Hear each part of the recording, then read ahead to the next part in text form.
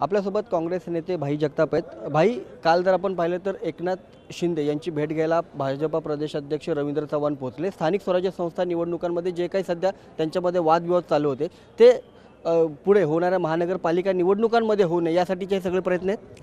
नाही असणारच, म्हणजे आता त्यांच्या पक्षाच्या बाबतीमध्ये त्यांच्या काही घडामोडी बाबतीमध्ये मी वक्तव्य करणं तितकंसं योग्य राहणार नाही। पण जे काही लोकांसमोर येतं आहे, जे काही माध्यमातून येतं आहे, ज्याची चर्चा होते आहे ते काय फार चांगलंसं नाही आहे।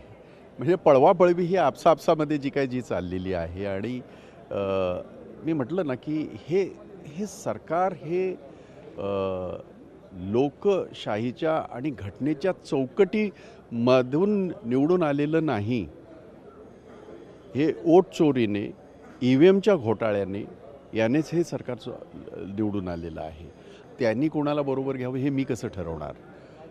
आम्ही आमचं ठरवलेलं आहे की आम्ही एकटे लढणार आणि हे मी अध्यक्ष असताना सुद्धा बोललेलो आहे, आताही बोलतो आहे। एवढंच नव्हे तर आमचे महाराष्ट्राचे प्रभारी रमेश चन्नीतला यांनी आमच्या शिबिरामध्ये जाहीर केलं की काँग्रेस आपल्या बळावर मुंबईमध्ये लढेल, की आम्हाला आमचा पक्ष पूर्व याच्यावर आणायचा आहे, त्याच ताकदीने उभा करायचा आणि त्याच्यासाठी स्वतः लढणं गरजेचं आहे। काही वर्षाआधी काँग्रेसला जे आहे ते मोठं बहुमत असायचं, काँग्रेसचा महापौर जो आहे तो मुंबईमध्ये बसायचा आणि ती ताकद पुन्हा एकदा मुंबईत तयार करण्यासाठीच वेगळं लढण्याचा निर्णय काँग्रेसने घेतला असल्याचं भाई जगताप यांनी इथं सांगितलेलं आहे। कॅमेरामन आदित्यसोबत उमेश करंजकर, लोकशाही मराठी, नागपूर।